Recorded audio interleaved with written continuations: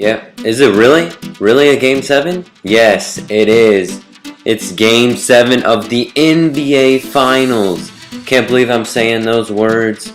And I am super excited after that Game 6. Oh my goodness, I was going crazy. I didn't know what to do. Oh man, that was insane. That was probably the best game I've ever seen. Out of all the games I've seen, that's probably the best game I've ever seen. And yeah, Ray Allen hitting that huge three, and the Spurs missing free throws, and they had the finals, they had the trophy in their hands, and they couldn't, grab it. So the Heat took advantage, and they won Game 6, and now it's Game 7 of the finals. And let me talk a little bit more about Game 7, or Game 6. If you're an NBA fan or you see a lot of NBA games, you know that just normally doesn't happen. When games are like in the third quarter, like it was like a blown open 15-point lead. In normal NBA games, it's usually they're gonna pull away and have the win, take the win, because they've got such a big lead. But that was a special game, and especially when Tony Parker hit that huge, unbelievable step back three and then made that layup. Especially when that happened, you're like, oh no, it's over. And then LeBron hit a key three-pointer, and then they missed a couple free throws. Well, they missed one, and then Bosh. Oh, that would have been a nice three if I got that. And then Bosh got that huge rebound, and Ray Allen hit that huge three. Perfect timing. So yeah, it was an unbelievable game. No way you could see that coming. And the Spurs were heartbroken. I don't know if they can come back from a loss like that. Look at me stripping Tony Parker and hitting the jumper. Yeah, I don't know if they can recover. Well, they can, but it is just a tough loss, knowing that they had it in their hands. And if they lose this Game 7, they're gonna just keep thinking about that Game 6, how they had it in their grasp, and they couldn't, they couldn't pull it out. So that was probably the biggest three Ray Allen has ever hit, and of all those threes he's made, that's probably the biggest. And yeah, and now about this game, we're at halftime, and it's a very low scoring game, but we're leading by 3 at the break, both shooting the same percentage, and pretty much everyone on the Heat is doing a good job, doing an all-around game from everyone. And that's what they need in this Game 7. They need everybody to step up, which I think they will, because it's Game 7 of the NBA Finals. And I want the Heat to win. Look at that dangerous pass, but it goes to LeBron anyway. And yeah, they all got to step up.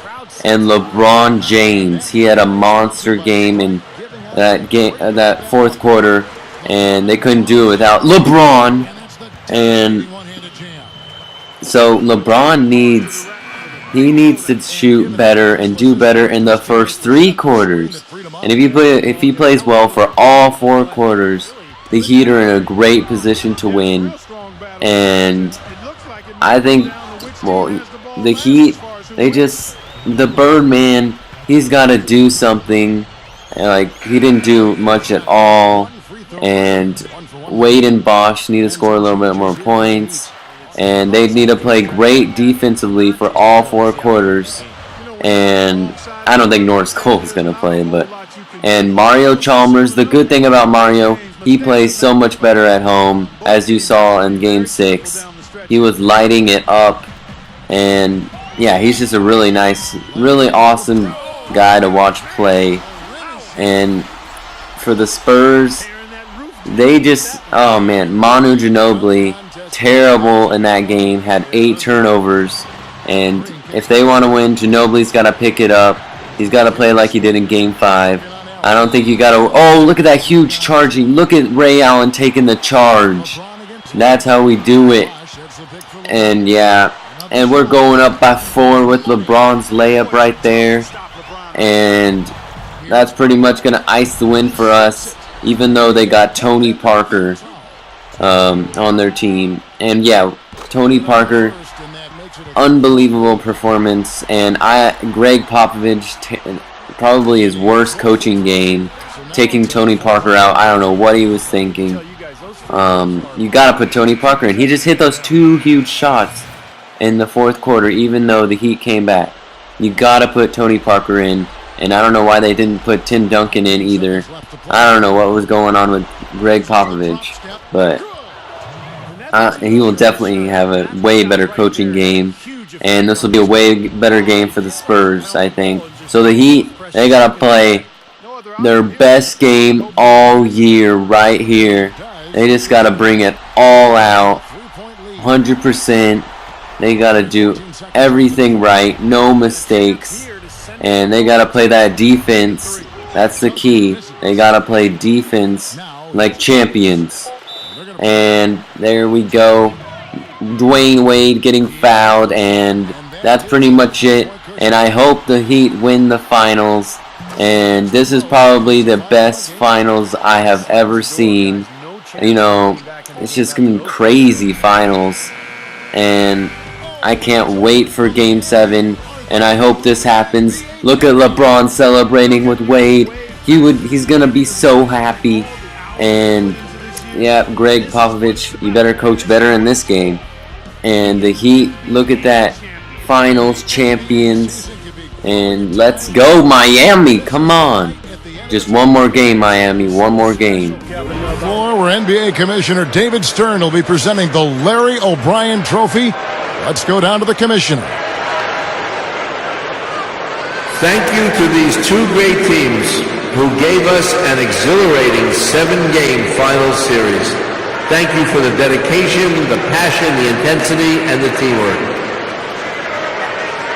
Tonight, there is one team which has realized its goal to become NBA champions. Congratulations to the players, the coaches, and the fans as I present the Larry O'Brien Trophy to the NBA champions. Once again, the Miami Heat. This is the moment you dream about growing up as a kid. I mean, this is something that each and every one of these players will remember forever. From the owner of the team all the way down to the ball boys, you have to hand it to the entire organization, Steve. They work together to get right here. He is a tremendously talented player and deserving of the award named for Bill Russell, the ultimate champion. Congratulations to the winner of the Bill Russell NBA Finals Most Valuable Player Award, LeBron James.